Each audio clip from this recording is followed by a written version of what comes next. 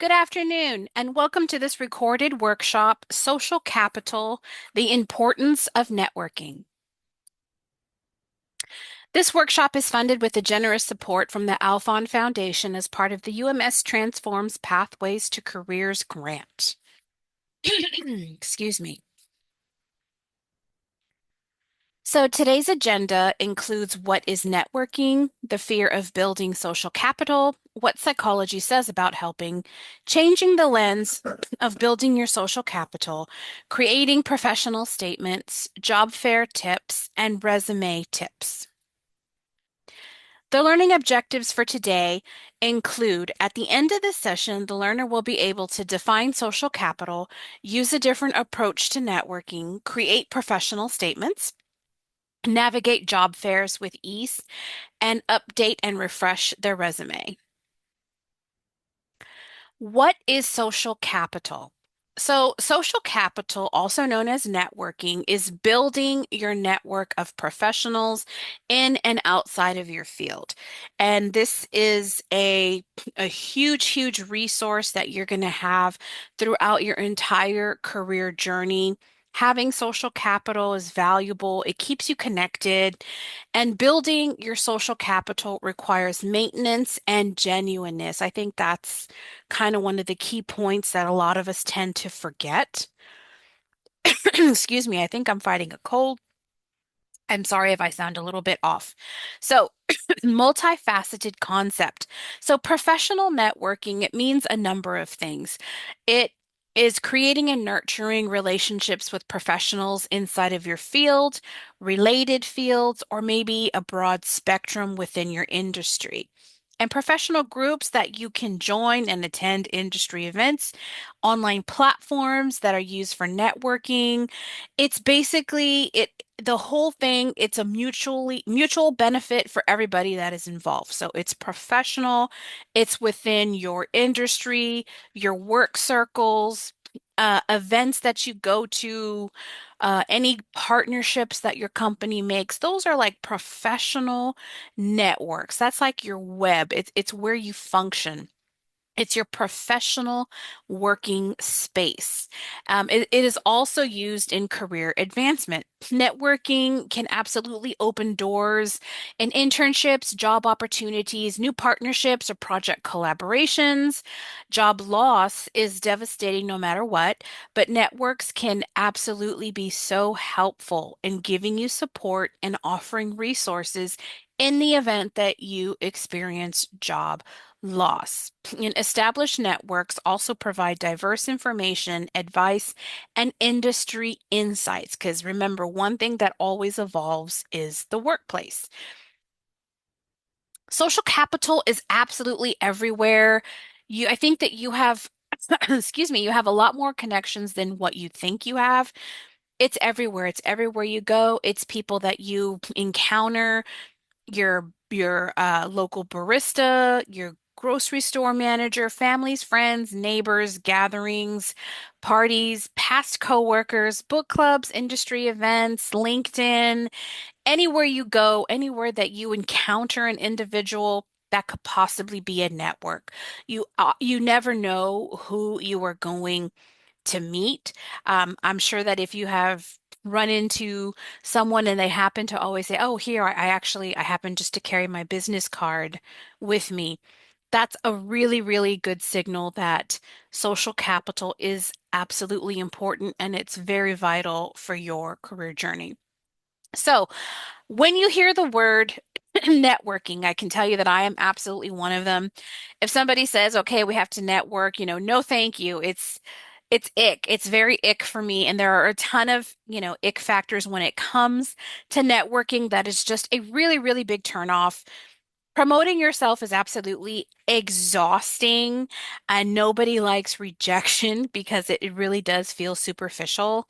And asking for favors always, feels desperate and it also looks desperate. And a lot of us aren't really salespeople, which, I completely get. And a lot of us have too much pride. But nobody wants to go up to someone and be like, "Hey, how are you? I'm this and I'm that." And it's gross. And if you are an introvert, oh my goodness, right? times 10. No, thank you.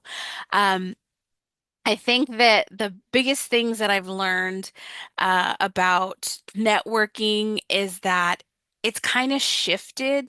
What I've learned recently when I was attending my certification course for career services is that the whole idea of networking needs to be thought of like a simple conversation.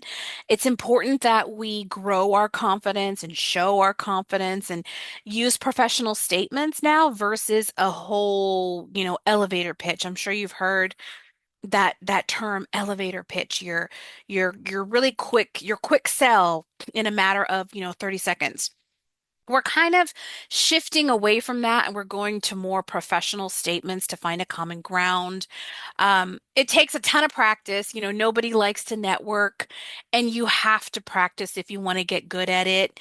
There are some different things about networking in general that we are going to get into, but if you are still having the ick factor, that is very common. You are absolutely not alone. Positive psychology. So positive psychology is helping us. Excuse me. I'm sorry. Positive psychology tells us, and the research is showing that positive emotions do influence helping. That people do tend to help those that are in their close circle, and we also like to help those that we trust. It's also showing that people that do help a lot are highly empathetic. And if you are a helper, think back to a time when you helped somebody, how it made you feel. Chances are high that it helped you feel naturally good to help somebody. So networking is a process that we kind of have to get used to and, shy away from sales pitches. What we've learned is that networking, it needs to be maintained.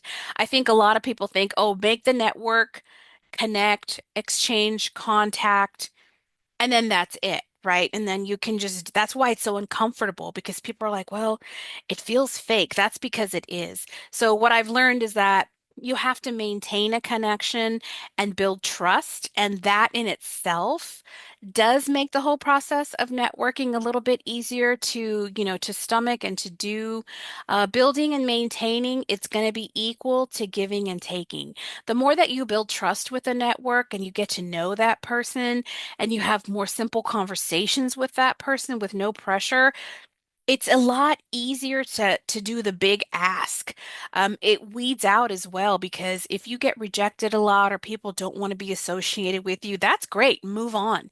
Because in the end, when you have built up a nice network, it's ideal that you want a supportive network, right? Who wants a network of people that are just plain mean or negative? Nobody wants that. So you want to build up a really good network of professionals and you maintain those connections so that when it comes time to ask for something, there's that pressure is gone, that ick does tend to fade. It might still exist, but for the most part, it will fade and you will just be a lot more comfortable in the process of networking. Okay.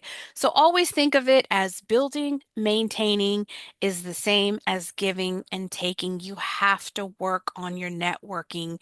You have to build trust and that professional reciprocal relationship.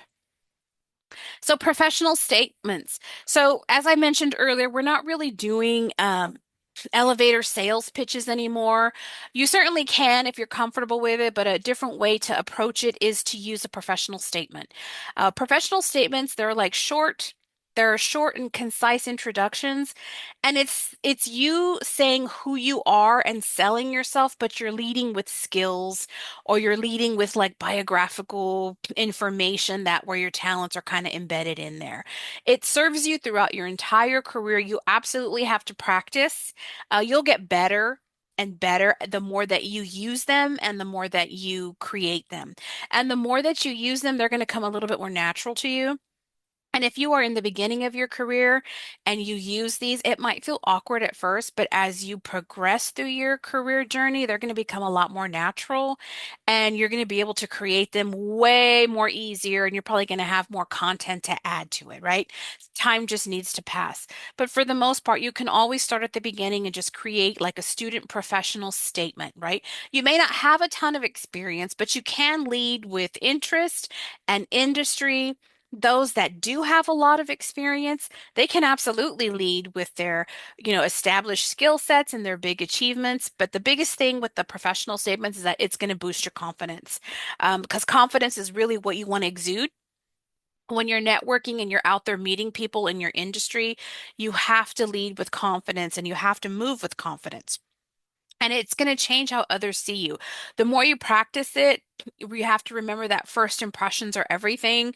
And these professional statements, the more that you use them and you learn them and they just kind of become second nature, they can actually help you keep yourself on track and they can help you in learning and making some new achievements and progress, excuse me. And it can absolutely make you at ease with job fairs.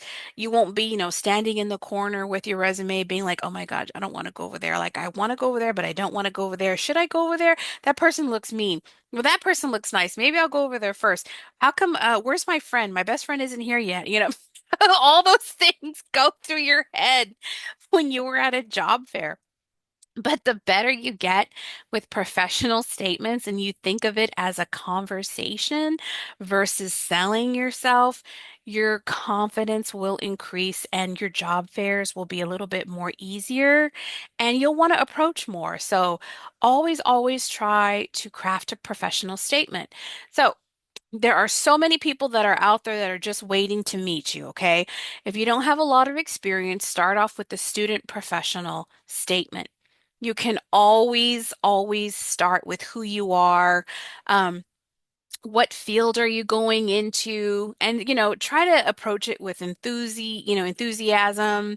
Try not to be boring. You can be very interesting with some simple sentences that kind of conveys who you are, right? Any goals that you have, or maybe you do have some relevant experience, but there is always something that you can craft to represent your best professional self. So here's an example. Hi, I'm Sarah. I am a senior studying accounting at UMA and I aspire to transition into forensic accounting. I'm naturally detailed and investigative and I enjoy protecting financial assets. I've gained experience in project management and data analysis in my program. I'm looking forward and I'm looking for an opportunity and like in business development where I can leverage my problem solving skills and my passion for driving business growth. I would love to connect and learn more about the opportunities within your company. It doesn't have to be exactly that. It can even be shorter than that, but it can be along those lines instead of saying like, "Hi, I'm Sarah and I'm in accounting. Do you have any open positions for me?" It kind of does away with that hard in your face sell. It's just, hey, I am a senior. I'm studying accounting. I'm very detailed and investigative. I actually have done a lot of projects and I've learned a lot about project management and data analysis. And I'm kind of looking for any opportunities that I could really, leverage my problem solving skills there and really further my development in driving business growth, right? So you know your program, you know yourself, you know your past experiences, you know where you want to go, or possibly any curiosities that you might have about your industry. Use those things, right? So you don't. You're not, some students say, oh, I don't really have much to go on.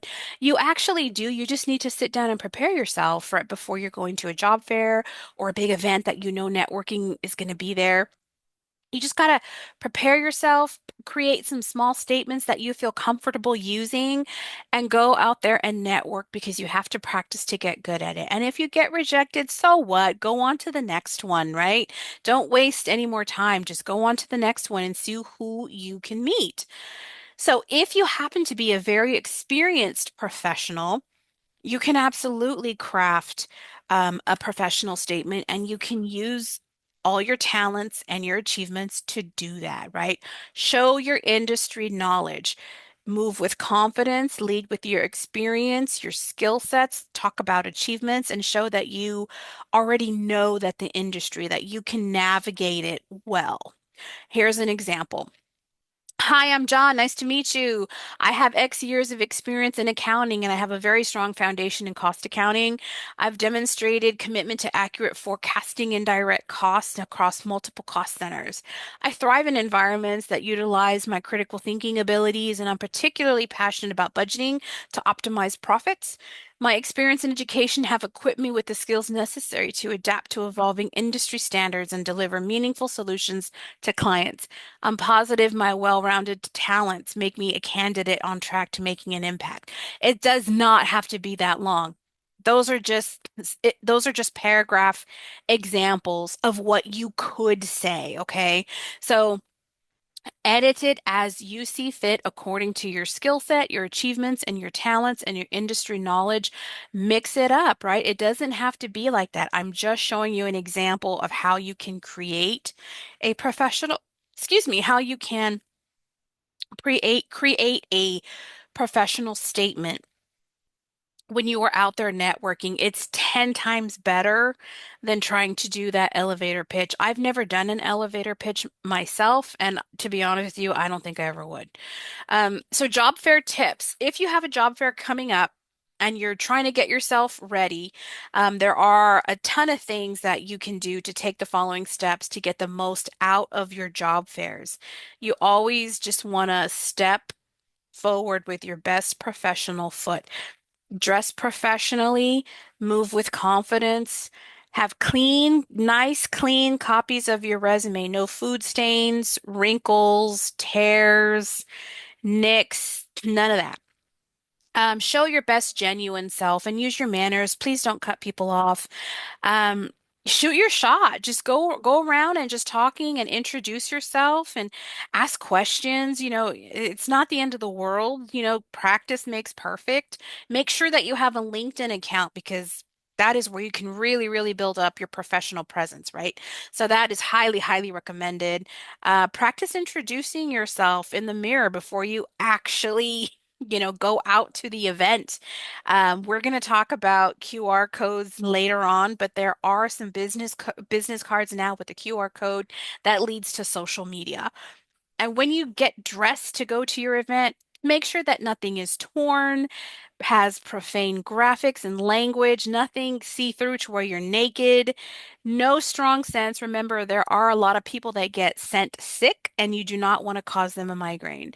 Um, Please practice hygiene. Make sure everything is clean. Teeth, your breath, your body, hair color, makeup, facial, jewelry, hardware, nice shoes, all that stuff. Make sure that it's proper shoes and that makeup, hair color, and facial hardware is more on the conservative side. I know that that is a hot button topic. I understand diversity. I get it. But keep it on the conservative side because you don't know who you're going to meet, okay? Move with confidence. The worst thing that I always see is that students won't give eye contact. I have worked in IT grants before, and a lot of those employers always say they never look at us in the eye. They have to be able to have that soft skill.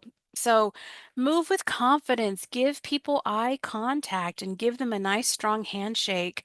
That was kind of second on their list, that the handshakes were just ridiculous. They do like somebody that has confidence because when you have confidence, you have a nice, strong handshake. It's not like that, oh gosh, I'm terrified.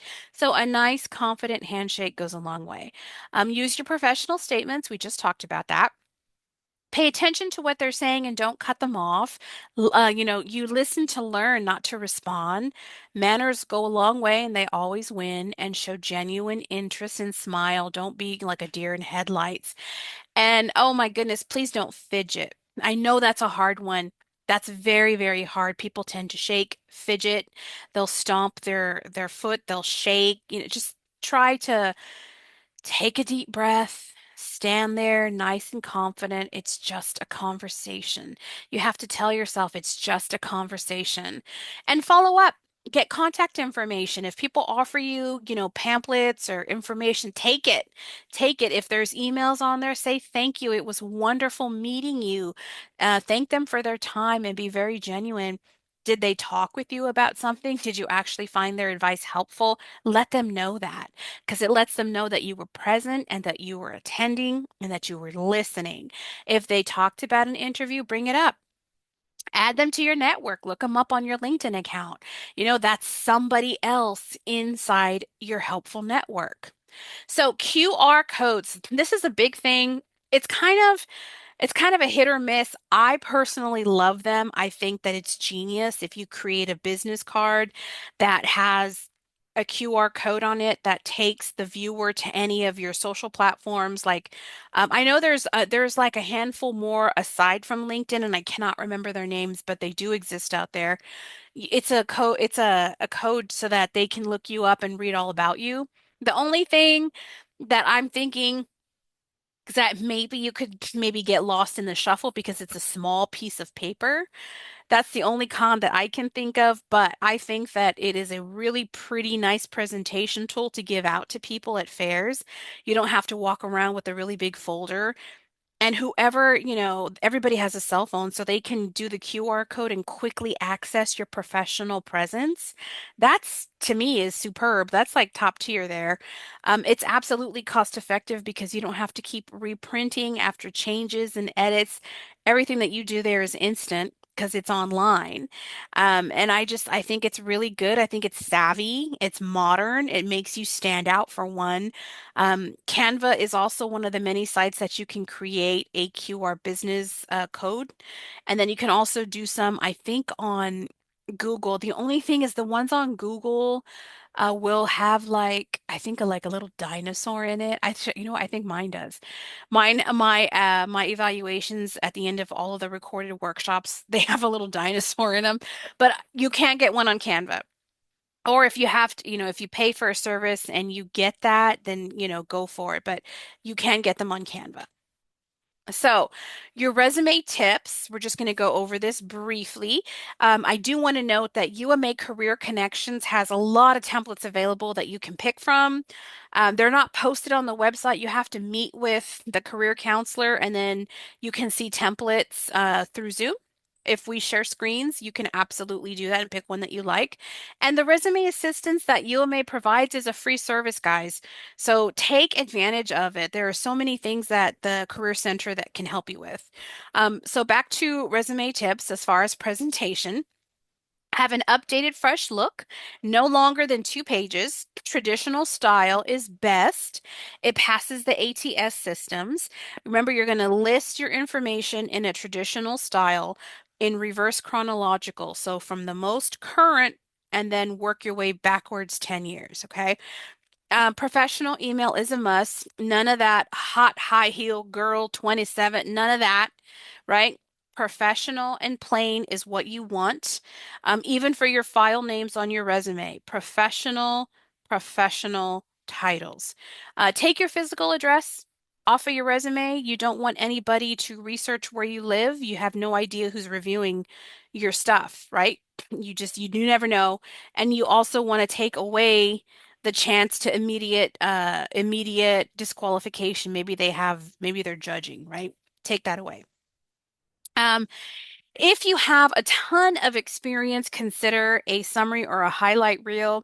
Basically, it's like 5 bullet points of the biggest things throughout your entire career journey, like big things that you did.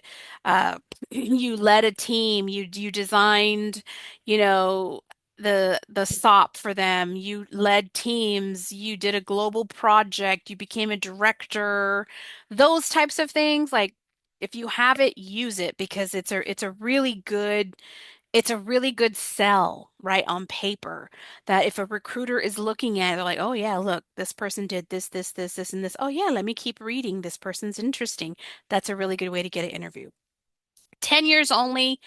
Include the keywords from the job descriptions. Make sure that you go through that job description and look what they're looking for. Look at their wish list, right? What is it that they want? And anything that you see, extract those keywords and sprinkle them throughout your cover and your resume and your summary, okay?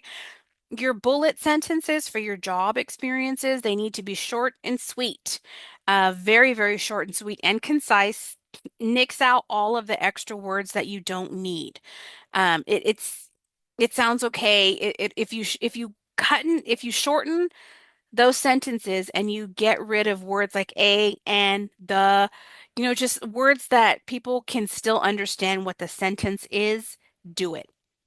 And always, always have a matching cover and a reference template for that, for your whole set. So, like your resume set is your resume, your cover, and then your reference. So, the top should always match. The top header section that has your name and your contact, that should be identical throughout your separate documents. I hope that makes sense. If not, I'm happy to help you in person. AI. So AI has proven to be a fantastic helper with resumes, covers, research, project, anything. Just anything AI can help you with anything. It accepts the amount of prompts that you can put into AI. It's limitless, okay? Use it, get comfortable with it. It can extract keywords for you if you copy and paste job descriptions and responsibilities. It can write a summary for you. It eliminates block instantly, excuse me. It can help you with cover letters. It can look at your resume and tell you if it's strong, weak, or if it needs work. It's fantastic. Just don't ever copy and paste directly. You need to assure that it still reflects you, okay? It still has to look like you. So don't ever just copy and paste. That's just wrong. But just always use it as your foundation. HR will notice if it's AI generated. And of course, you cannot lie in an interview. They know how to ask questions and they can absolutely weed you out if you're embellishing. Okay. So always use a matching set. I know I've said this, I don't know how many times. I'm going to say it again, and this is an example. So this here is a template that is a simple template. It is a traditional reverse chronological resume, right? So it had at the top, it has your name, your contact information, all the headers that we use. And then you want to make sure that your cover matches just like that. So notice that the top section is the exact same, and then it's the date to, from, regarding. That is your cover. That's where you're going to say the date, who are you writing to, and what is it regarding. That has to be the same. And then you follow it up. If you make it that far, there's your references, okay? So that's what that is supposed to look like. That is considered your set. The resume, the cover, and the references, the top is identical. Okay, Austin Belsack, he is absolutely fabulous. He is a really, really good career expert. He offers all kinds of advice. His Cultivated Culture is his website. Go to it, visit it. He has podcasts on there. His stuff is phenomenal. He's a very, very good resource to have. I highly recommend consuming all of his publications and just going through his website because you will walk away with nuggets of information that you did not have. Okay, so scan the QR code or you can follow the link to fill out a workshop evaluation. Like I always say in these, if you see that there is a topic that we don't cover that you wish we did, let us know. And if we don't have it, we'll create it. And if we can do it as a class, we can do it as a class, as a big workshop. And if not, I can even do a one-on-one, or we can do however you want to do it. We will meet you exactly where you are. But please fill out that evaluation by following the link or scanning that QR code. Yep, there's a little dinosaur. Let us know how we did because we are always trying to improve and we are always trying to provide workshops and information to help you be the best candidate out there. So thank you so very much for watching this recorded workshop. Thank you so much and have a great afternoon.